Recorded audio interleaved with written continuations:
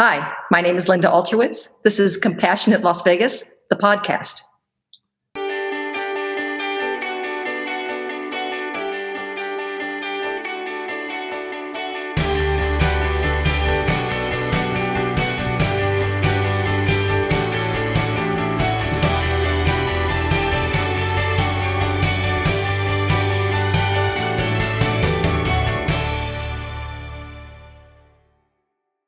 Welcome to Compassionate Las Vegas, the podcast. I'm your host, Will Rucker, and joining the podcast today is an incredible human being. She is an artist, a philanthropist, a survivor, and her story will inspire you. My aim with this podcast is to amplify messages of hope and of love, and of course, to spread compassion to make our city, Las Vegas, a more compassionate place to live, to work, and to play. And this conversation, I think, is going to get us one step closer because, again, this individual is absolutely incredible. And I'm so grateful that she's joining us today. So, without further ado, I'd like to welcome Linda to the podcast. Welcome, Linda. Thank you. It's really nice to be here. Nice. I'm looking forward to our conversation. Well, I am too. So glad to have you. I actually became acquainted with you through another organization I'm a part of because of your generosity. And so we'll get into that in just a bit. But before we do, I just want to set the tone that you are open and you are revolutionary and you are artistic and genius, I would even say. And the work that you are doing is shifting the world in a very real and tangible way. So I just want to say thank you for what you are contributing to our planet and our home. And with that, I want to have some insight from you on how you view compassion. So what does compassion mean to you? It means getting into the community, becoming part of a community, engaging others in thoughtfulness, mindfulness, to make the world a better place. Mm, I like that. You remind me of the Michael Jackson song, Heal the World, Make It a Better Place. It's so simple, but it's so powerful. And the way that you frame that, I think, gives us a good foundation for our conversation. So, for those that don't know you, would you just take a moment and introduce yourself and the work that you're doing here in Las Vegas? I'm a visual artist. I do exhibitions, installations, a lot of different things. I've been doing this for decades. Um, I exhibit my work locally, nationally, and internationally. And my work really has to do with the boundaries of art and science, how we as humans, our relationship to the environment. That's what my work is about. So I can't really say there's a style to my work. It's more, uh, I don't know how to say it, a concentration. Mm, that's an interesting way to put it. And you do have a very wide range of projects. The one that I became familiar with is your project Breathe. And could you Mhm. share a little bit about how that was birthed? What inspired you to create that project and how has it taken shape? I have been focusing on the internal rhythms of the human body. And one of our most basic internal rhythms is breath, breathing as we up and down, our chest rises and falls. Um, and that really is about being alive and being grateful for being alive. Um, and it's proof that we are living when we're breathing. Uh, it is a project that started as a mistake, actually. My husband and I were Really? on vacation and we were at the Dominican Republic. And my favorite part of being at the Dominican Republic was being at the beach at nighttime, the serenity to it. And I, as a photographer, I always have a camera with me. And I was trying to photograph the waves and a longer exposure with the digital camera. And I had this really flimsy tripod. I had my digital camera on there and I was doing a 10-second exposure. And the camera, within 10 seconds, it kind of fell into the sand, kind of started moving slowly into the sand. And when I looked into my camera, it was the moving stars. I'm going, well, that's cool. I Yeah. like that. That's really interesting. And then I just started thinking about it, about the time, the motion, the movement of the stars. And I thought, well, how else could I get this? And my husband was there with me, and David was laying on the sand. And I said, David, just humor me for a second. I'm going to put the camera on your chest, and all I want you to do is just breathe. And so he goes, okay. So as he breathed for 30-second exposure, his breath was going up and down about 5 times. And on the sensor of my camera, I was recording the movement of the stars. And it was I recognized I've got something here. And it was so peaceful. And it captured such a moment for me, for David, I started a project, and I had over 200 participants all around the world, and bringing it together in large installations of Just Breathe. Amazing. I have all the feels, the goosebumps, everything happening right now. That is such a divine intervention in your art, connecting that human breath to the stars. That is amazing. Wow. What have others responded? Like, I know I'm out here like tripping out with you, but how have others responded to your work in that vein? Well, one organization that it really resonated with was the Mayo Clinic. And they are strong, they have a very strong arts and medicine program in all 3 of their locations. But the one I worked with as an artist in residence was the Mayo Clinic in Florida. So this is just a really good experience I'd like to share, if that's okay. Please, yes.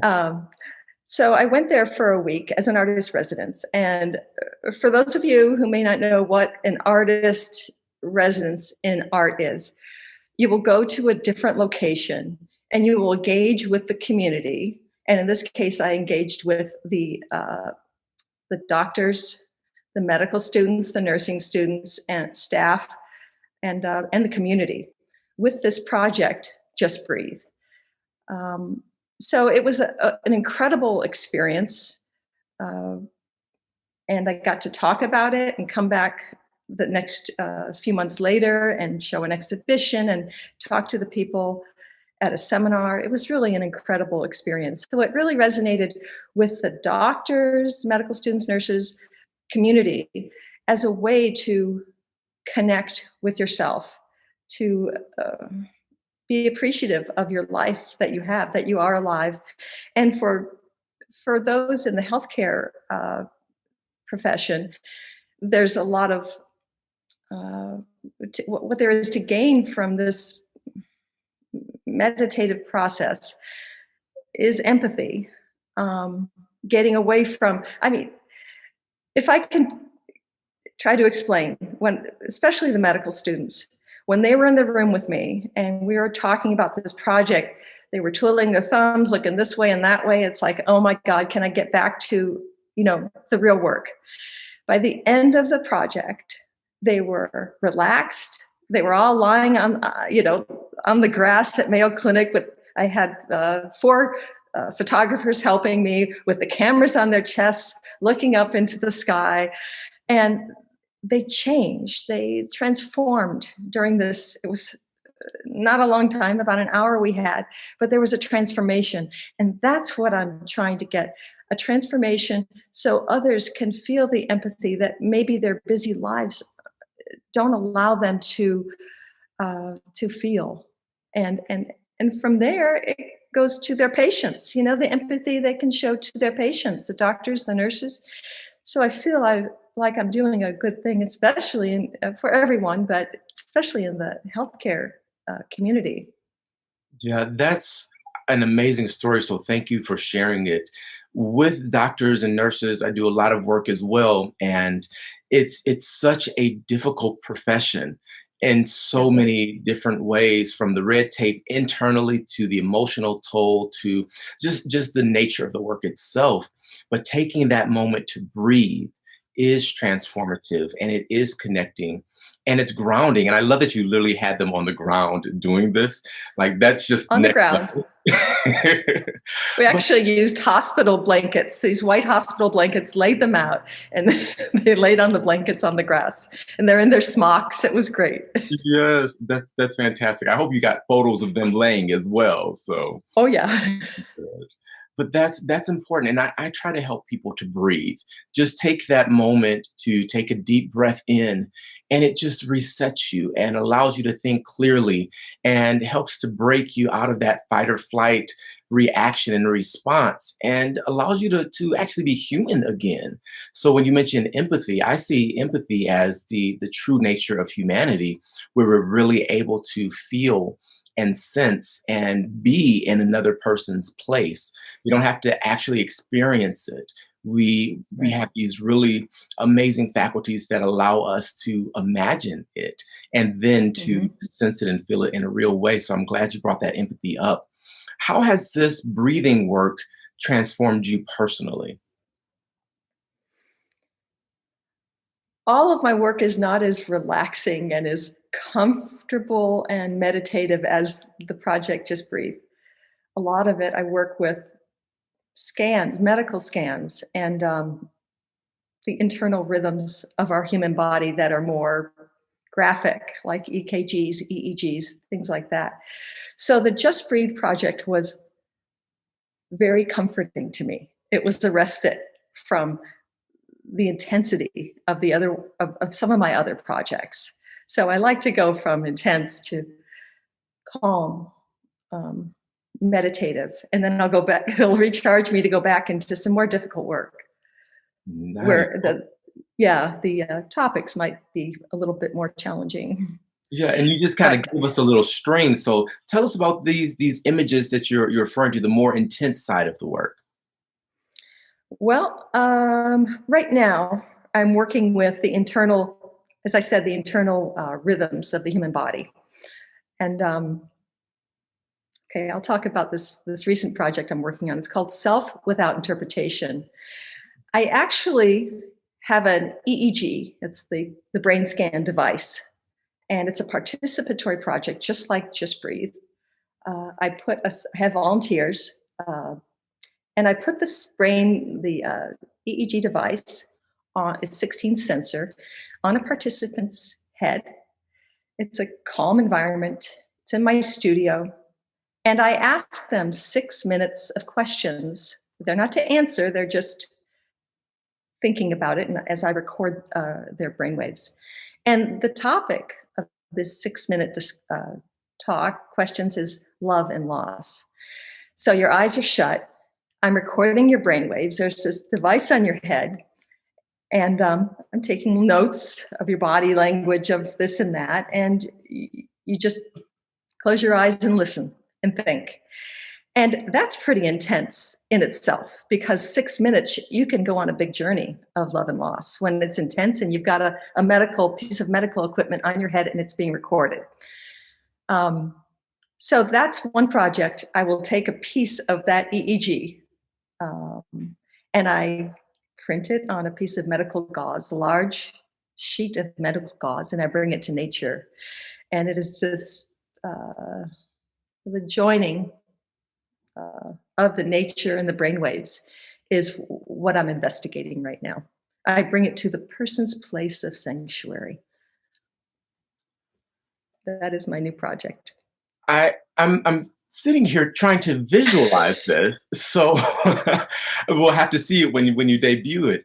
But you mentioned a couple phrases that were really intriguing. The natural rhythms of the human body. That's just So I also have a musical background, and I've done marching band and things like that. So rhythm is a big part, and church music and all of these things where that rhythm is really the foundation and the driver of the mood, the atmosphere, all of these pieces. But to think about the body's rhythm, you've got the heartbeat, which it elevates as you become excited or afraid. Yes. And then your breathing does the same. You have this general relaxed pace when you're relaxed, but it can increase in speed as you become more intense.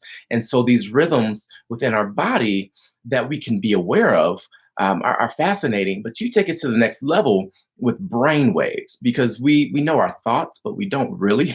What are you thinking about? I don't really know what I was thinking about. But now you have this way to capture those thoughts and see it on film. That is a I'm processing this as we go, so forgive me for not being that articulate with it. But I'm just seeing the impact that this could have on a person to Mhm. see it in this way, where it bypasses some of that intellect and those barriers that we've established, like, well, I'm fine. I don't want to discuss emotion or whatever it may be, but to see it in an artistic frame and say, wow, when I looked at this, something changed, something happened. Right. And that's the moment I capture, is when it makes the sawtooth waves get bigger, or, well, the project is called Self Without Interpretation because I cannot interpret these EEGs, but I do see patterns and I see differences and emotion of people and the changes. And I try to capture those more interesting visual aspects of the EEG. I like the without interpretation piece of this, because sometimes we just need to be, and just to be heard or to share space with someone without having, that psychoanalysis happening, like, and here's the answer, or whatever it may be, just to be. So self without interpretation, just, I think that's incredible. How did you get into art to begin with, to become a visual artist? What sparked that for you? Oh gosh, I think I had a talent for art when I was a young girl, very, very young. And my mom was an artist, and she would, we'd have a basement, and she had an easel for me and paints, and just let me go. So got me some art, said, okay, she's got something here. I'll get her some art classes. And I just really loved it. And it was really my mom who encouraged me a lot to keep going. And it was what I was really good at. So I went to undergrad school and grad school for a master's of fine art in painting and drawing, actually. And it's only been like the last 14 years I've been using photography as a tool. Do you integrate your hand drawings and your painting with your photography, or do you see that as something you'll do in the future? I do sometimes. It hasn't really. Uh, I hope to get something concrete with it someday. It's an option. Okay. Right now, It's an option. You're open. I'm open to it, but I'm really more fascinated with high technology, thermal imaging. Love high technology, and yeah, I like to keep up with that. That's what I love. Very nice. And that's such at least for me, that's a unique way of expression. And, I consider myself to be a younger individual. So technology is part of my makeup, and something I've always had at my hand. But when I think of art, I don't naturally go to using some of the tools and instruments that you've chosen for expression. I think that that's really fascinating, and something that really can help us just generally to integrate more of these technological pieces into our education system, particularly for women and persons of color who are not necessarily at the forefront of the technological field. So, have you given that part of it any thought of how this may inspire others to venture even into technology as a form of self-expression? I hope that what I do encourages others to, like, look what she's doing. I want to do something like that. I hope that what I do encourages that. And I really think a lot about the dualities of art and science. That's really where my focus is. Um, and I encourage others to do that as well. Uh, I write for a magazine, column on art and science. And I was thinking about this, you put art with science, and they're very different. It's two different ways of looking at the world. You put them in the same arena, and there's some friction.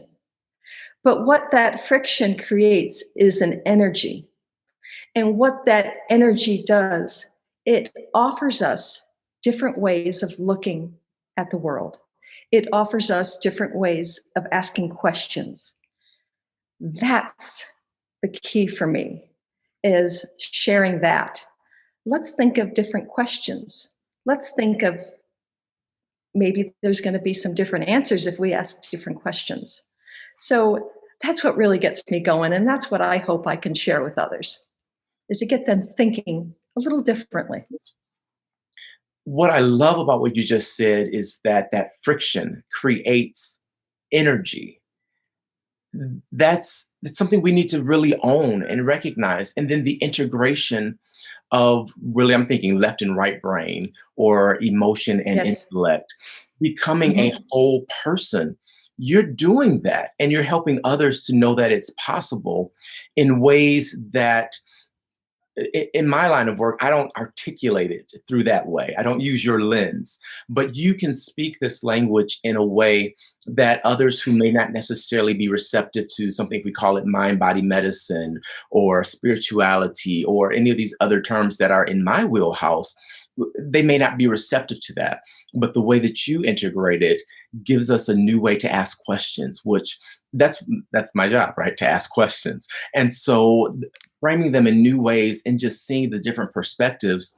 And again, to refer to your previous work, without interpretation, so without judgment, without any of those things that we're bringing to the table. It's just open and allowing ourselves to really experience that present, and to go back one step further, to just breathe.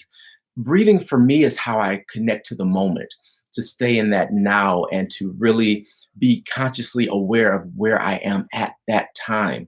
So all of these pieces for me are really just ministry. They are spirituality. They are revolutionary. It's something that I do believe people are going to take note of and really begin to take it into their hearts. And art has a way of reaching the heart that others just don't. Yes. So, Linda, I've got a big question for you. How did you get into art and science? Wow. Okay. There's a big answer to a big question. Um, in 19, let's see, in the 80s. No, in the 90s. In the 90s, I had a brain tumor. And I was going to the doctors every 3 months to get an MRI of my brain. And I would take the film. In those days, my doctor at Cedars-Sinai liked to see the film. So I'd get a copy of the film. I'd take a flight and go to Cedars-Sinai and have a discussion with my doctor how things are going every 3 months. One time I went over to Cedars-Sinai, and my doctor looked at it, looked at the blood work, looked at the film, put a circle around that little tumor, and said, "Something's wrong here. Did you go to the same machine that you've always been going to?" And I said, "No, they were booked up. They sent me somewhere else." He goes, "Oh, you'll take these home, go back, go to the same machine, and come back. Bring me the new film." So it was that moment when I had the courage to look inside of my own brain, and I put my film with this red China marker circling the little tumor on my light box and saw the inside of my brain. I was hooked. I said, "Oh my God, this is me. This is, this is the unseen. We don't, we don't see this of ourselves unless there's a problem. Usually you don't go in for something like that." And it was at that moment, everything changed for me. Uh, I couldn't collect other people's brains, but what I could do was get canine x-rays. Started small, had the names cut out, so there was no identity. And I started photographing canine and cat x-rays and blending it with the environment. And there was that duality of, the two things, maybe a fear factor from the x-rays, things we don't see usually, and the environment, and putting these two in that arena I was discussing before. And what are the questions? What are the feelings that arise? From there, I got a one-person show, I got this and that, and then I started to be able to get some other kind of x-rays, human x-rays, MRIs, things like that. Working with organizations and a lot of signatures to get people's scans, and started working with that. So that was, and it just grew and grew and grew. I got some work into the Smithsonian Magazine, and from there it grew and grew and grew. And then it went to finally where it is now, myself taking EEGs of participants and doing that process myself and looking into the internal rhythms of our bodies and joining it with landscape and investigating what will happen, what questions arise, what feelings happen. So many people begin their journeys because of that personal experience. So thank you for sharing that. And this potentially tragic situation really turned into something that has given life and a new creation for all of us to be blessed by. So that's incredible. It was an amazing, transformative moment in my life. And I'm so glad it happened because it has fueled my life with meaning to share with others and hope. And look what it did. I'm fine now. I don't always talk about that, but it wasn't that I wasn't feeling good. It's what happened. It was what transformed inside of me. That was kind of amazing because of that. You can look at it two ways. Is the cup half empty? Is the cup half full? And I always choose that it's half full. I love that. And that's a great practice, is to make that decision to see things in that more positive light, and to allow all circumstances to be our teachers in a sense. Yep. That's incredible. Agreed. So Linda, I want to do a quick kind of exercise that I like for our guests to do. And it's, I'll say the start of a sentence and I'd like you just to finish it for me. Okay. So, and I promise it's not too hard. Okay. The first one is simply, I feel loved when. I'm with my family. Beautiful. Compassion is important because.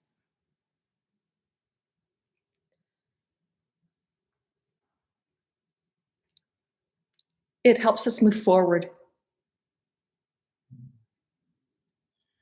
Art means. Growth and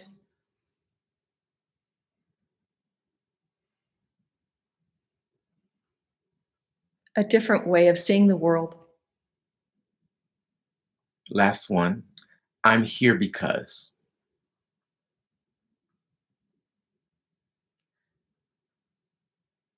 I have a lot to say through my art. Do you think that being an artist has helped you to be more in touch with others? Or I could ask that a different way in saying, how has art shaped your connection to humanity? Yes, it definitely has shaped my connection. Integrating with other artists, collaborating with organizations. It's kind of like you're on a path, and that path moves forward and it branches off, and it just keeps branching and branching, and you go to more communities, more people. Yeah, think something like that. It just keeps moving forward and it grows within you. Yeah, it definitely does. In my experience, whether it's visual arts, whether it's dance, music, theater, even directing, those sort of things, there's a in touchness. I'm making up a word here. There's an in touchness that comes with it because, as you mentioned, that collaboration and this awareness of self as it relates to a larger picture, kind of that idea of being a whole on. I think that's embedded in the arts because of the nature of what it is. There's no art alone in a sense. Art is very personal, and it is really one of those things that demands a community. So I think that's how that gets framed um, in the context of our conversation here. The next thing I want to dive into is your work as a philanthropist. As I mentioned at the start of our conversation, I became aware of your work because you reached out and said, I want to donate to this organization. I think that this project is aligned with your mission, and I want to help move your mission forward. Why is philanthropy important to you? That's something I was raised with. My mom and dad, they've owned furniture stores throughout their lives, and have always become embedded within the community. Giving back to the community has always been something that they have done and taught me and my siblings to do. It's part of our DNA, and that's why I reached out. Okay, who can I help? I'm doing a book. How can we, who can we help benefit? It's just, part of who I am. And you say it that way. It's like, of course, that's just how it is. And I think that that's amazing because for some people, it's a tall order to make that type of ask, and it's not second nature. It's not something they grew up with. So sometimes we take for granted some of the things that we receive from our parents' examples or just from our life experiences. I think that it's absolutely beautiful that yours is, oh, I've got this project. How can I further integrate into the community with it? That's beautiful. And it made sense with the breathing and the American Lung Association. It's just like, how can breathing help another organization? This book, the profits from this book. How can we help? Yeah. Yeah, beautiful. So, Linda, I want people to be able to connect with you. What is the best way for them to see this art that we've been talking about and to hear more of your story and just become connected and be a part of your community? Well, I do have a couple websites. It's my name, lindaalterwitz.com, and it's complete. Anything you want to see is there. Um, there's another website called earthbornexhibit.com. That's all about Just Breathe, and another project called 40 Moons by a collaborative artist, Elizabeth Stone. Uh, it has all the information there and more. I have some videos and all the work. It's pretty organized. Okay, so two websites. Are you on social media as well? Oh yeah, I'm on Instagram and Facebook, Linda Alterwitz. It's easy to find, yeah. Nice. I love And when it's it's all, simple. It's my yeah, name. Just find me at my simple. name. Beautiful. Well, we're going to send that out. We'll put a link in the description so people have immediate access to both websites and, of course, your social media pages. I've just spent, hours on end going through like your Instagram and looking at these incredible works because it's so unique and it's not something that until I encountered you, I had ever seen. So, my last question for you, and it's one that I ask every guest, and it's really a chance to get a summation of how you see yourself in this moment. And the question is simply this: how are you embodying compassion in Las Vegas today? Of course, through my work, through that arena of art and science, through the energy, and offering people to ask different questions, to think differently, to think outside the box. I believe that my work encourages a different point of view. And we can leave it there. All right. These are issues of huge importance that need to be corrected in our community to really open the door to housing for everyone, right? When we say, everyone deserves housing, everyone needs housing, it's not just about, brick and mortar buildings, which obviously we need more of, but it's how do we make sure that there's an open door for everyone? And right now in our community, there are so many people who cannot access housing for those reasons, and we had to fix that.